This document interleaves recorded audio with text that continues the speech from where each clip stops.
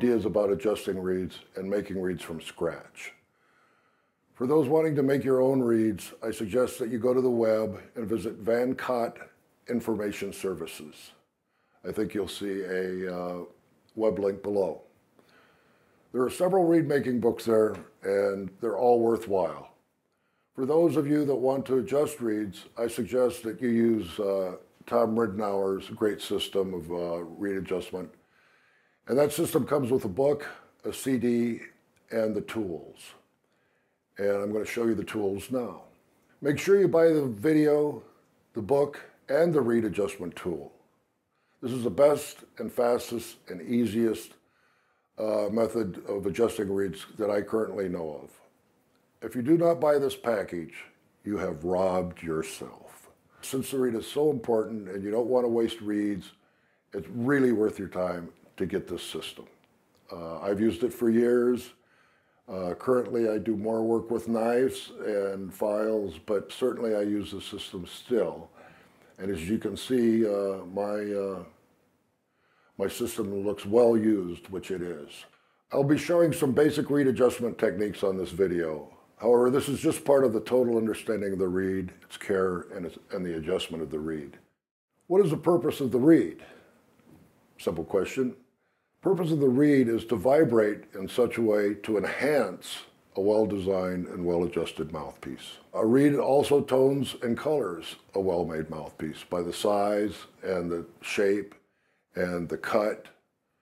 No matter how soft or how hard a reed is, the most important thing is that it vibrates. And for me, that means vibrates throughout the whole reed, not just part of the reed, the whole reed vibrating. Vibration could be minimized with a ligature if desired. However, if a reed doesn't vibrate fully, you have a dull sounding reed. There's a difference between dull and muted. If you like a dull sounding reed, you can find a ligature that will muffle the reed, and many musicians do like those type of ligatures. The bottom line though is the whole reed must vibrate from bottom to top. Good cane tends to be golden in color, and many times you'll get reeds that are white or even green. That means the reed has not been cured or is defective.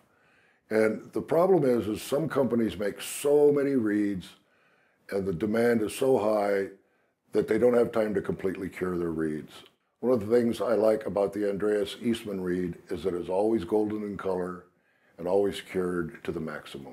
When working on a reed, make sure you have plenty of light. Not only incandescent light or fluorescent light, but natural sunlight. So put your workbench in front of a window where the sun comes in, and whatever time of day you get the most amount of sun, that's when you want to be working on your reeds.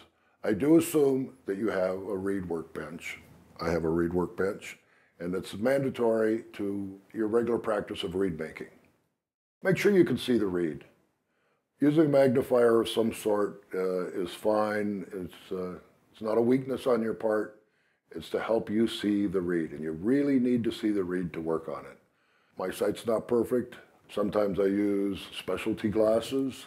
Sometimes I use glasses that you get from the drugstore.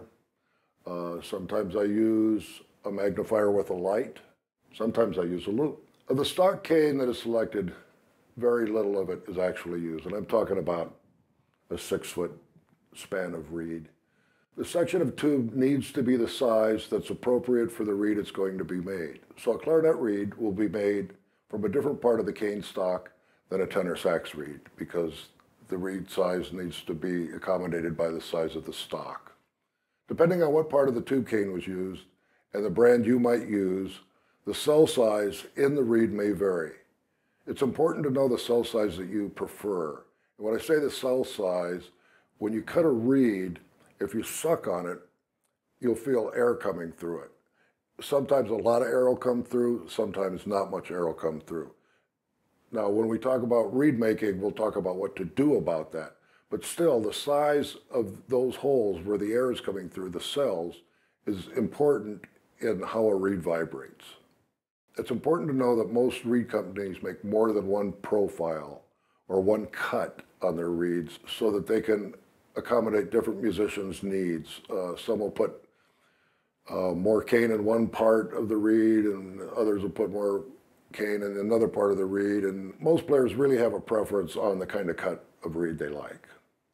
Once we know that we have different amounts of wood in various parts of the reed, it helps the musicians to vary their sound and facilitate the resistance breakpoint of the mouthpiece. That's where the facing starts.